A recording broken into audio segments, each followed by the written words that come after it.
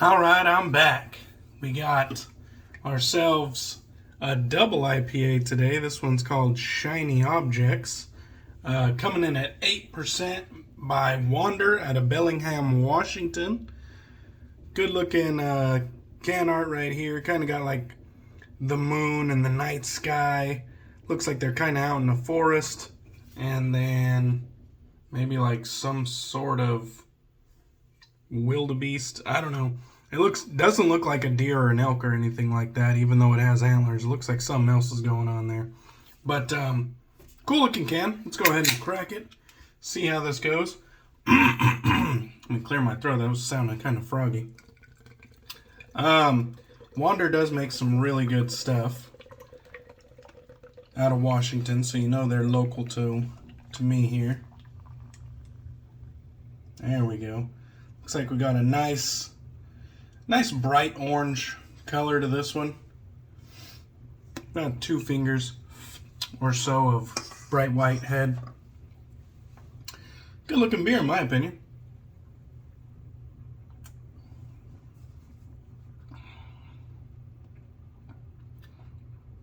Damn. That was nice. That tasted like I just bit into a fucking orange. Like realistic orange. Just like, you know, you don't really eat orange like that. You eat it by the slice. But like, it's like taking a bite out of the side of it. That was fucking nice. Maybe a little bit of the rind as well, because it does have a little bit of bitterness in there. I gotta take another go with this.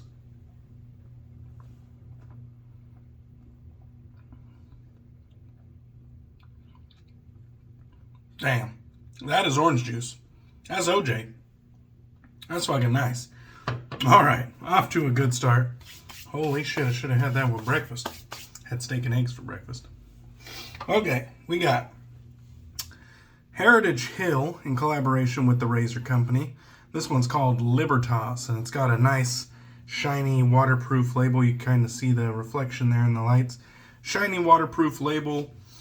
3 ounces for $10. It is a tallow shave soap. I'll show you the side label there. There's a look at the ingredients.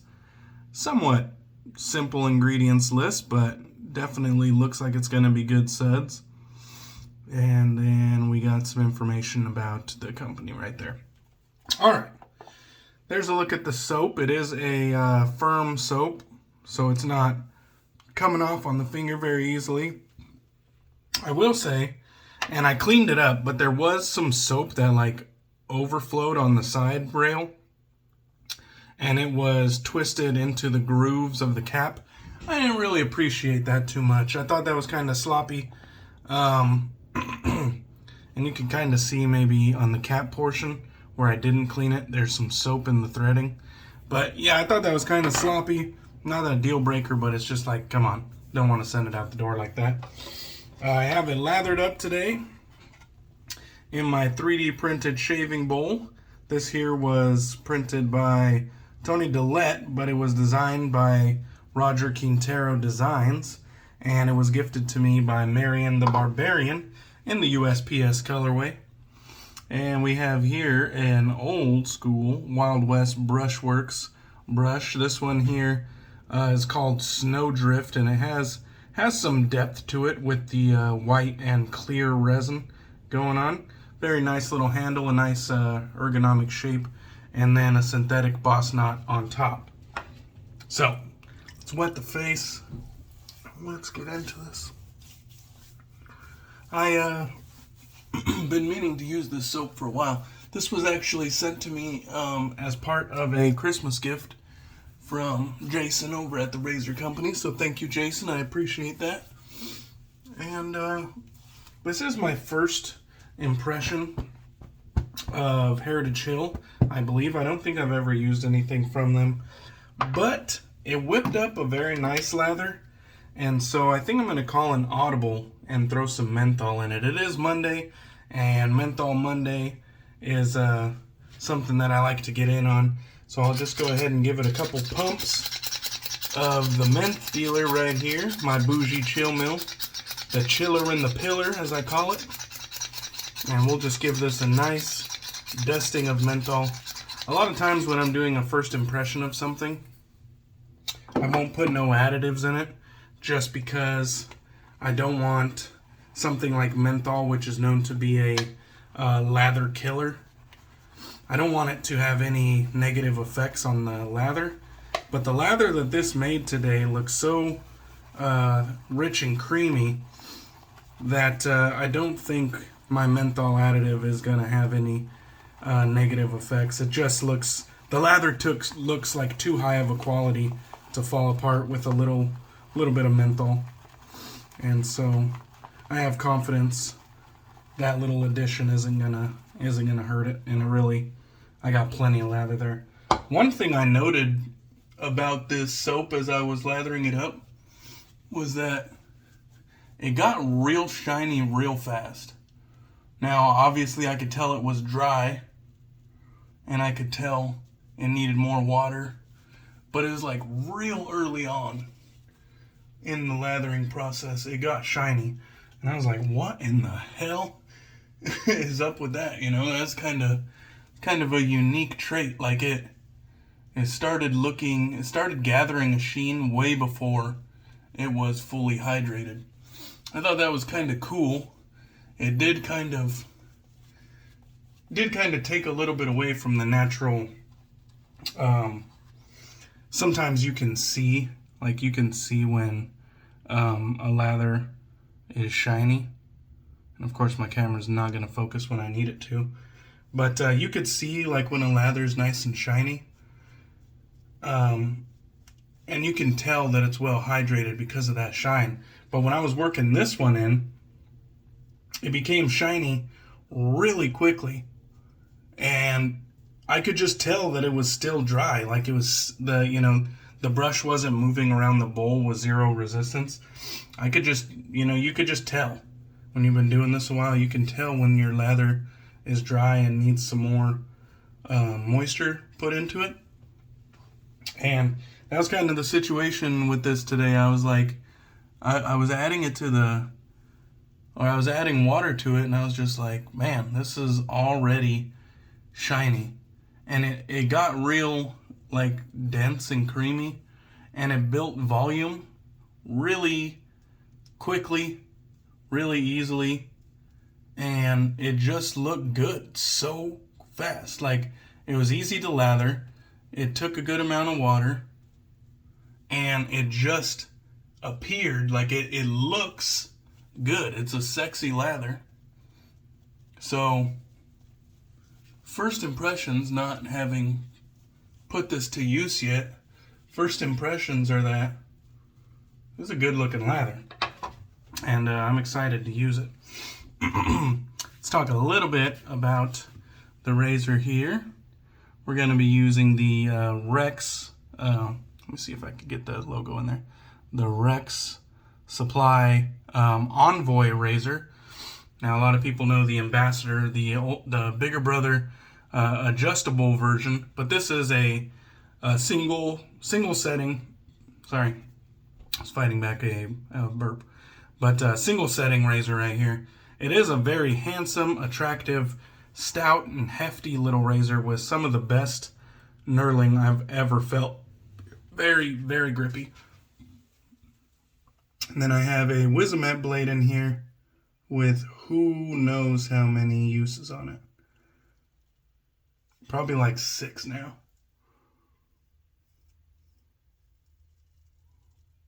And I really do like this razor. I don't know if you guys are familiar with the Rex Envoy. Been out a while now. I consider this razor to be an affordable premium. It definitely is a premium razor. It's built very well. It's handsome. It's attractive. Has great knurling. The shave it gives is about a medium efficiency. Has a nice entry-level blade feel. And by that, I don't mean that it's 100% smooth, no blade feel. There is blade feel, but it's just non-threatening. It's really entry level. All right, so far so good. We're gonna drive right over that blemish and cross our fingers that nothing happens there. The scent on this one is an inspired scent based on Abercrombie and Fitch Woods. That is the name of the fragrance that this is inspired by. It has citrus top notes, lavender, and let me look. Lavender and spices in the mid notes, and vetiver and musk on the base notes. And I think that's kind of the quick and dirty of the scent notes there. I don't know if that's, you know, a full and entire detailed look at what's inside of this, but that's what was listed on the website. I think this is a very approachable, crowd pleaser type scent. I think it would be hard to dislike this sort of scent. But it might not blow you away either. It's somewhat simplistic, but it's pleasant and enjoyable. And pretty much can be worn year round. Non-offensive. I could see this being used for casual running errands, or even a fragrance that you wear to work, because it's just not, it's non-offensive. And so far so good. One thing I'm noticing here on this first pass is that the original slickness is nice, absolutely no problems. But if I give it a second and revisit areas that I've previously shaved, the residual isn't too crazy. There's definitely room for improvement on the residual slickness. But as far as like the original slickness, which is technically where you should be shaving all the time, technically, you shouldn't be relying on residual slickness, technically. But a lot of us do rely on residual slickness, let's just be honest. So there's room for improvement there. But I can tell they're onto something. It's a good base.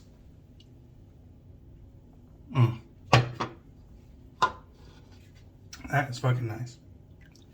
And I'm going to add a little bit more water to this because I think it can take it.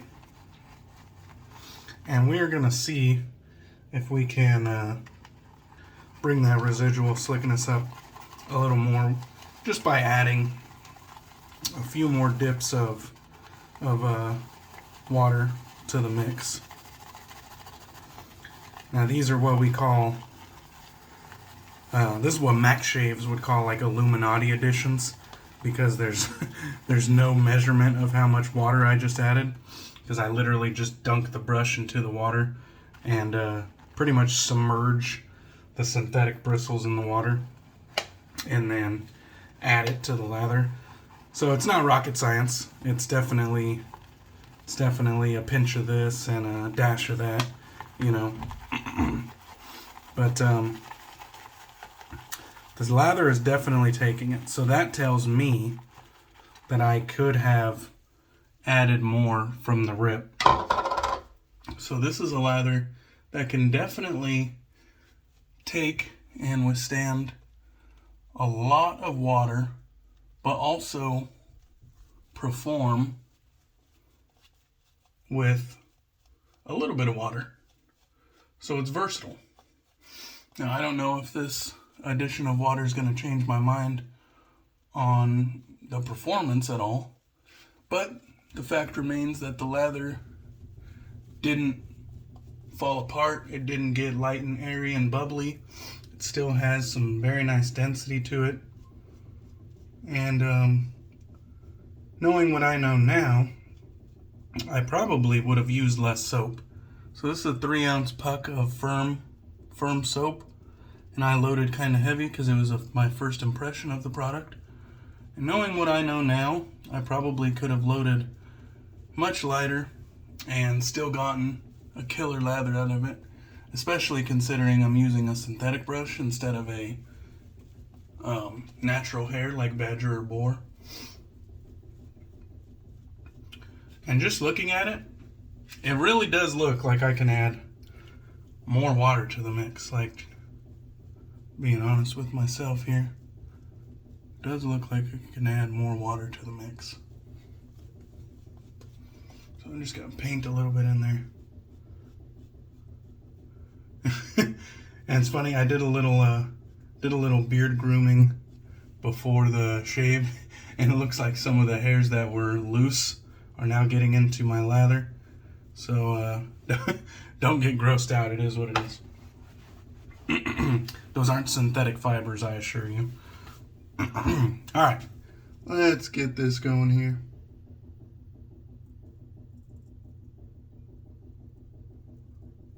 And this razor is so smooth. And I would have thought, really, that this Wizamet Blade probably would have started showing signs of degradation or degrading. That thing is still feeling smooth, man.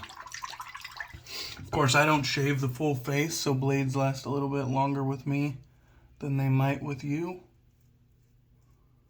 But definitely going strong here with the 6 shaves.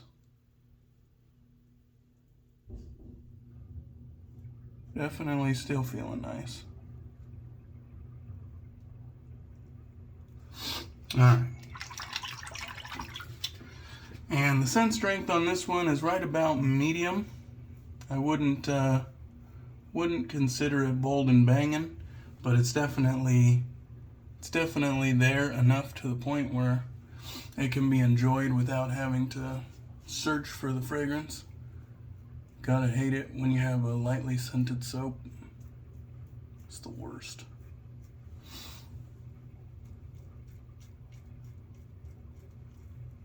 I am enjoying the luxurious density that this leather has created. Definitely nice on that front.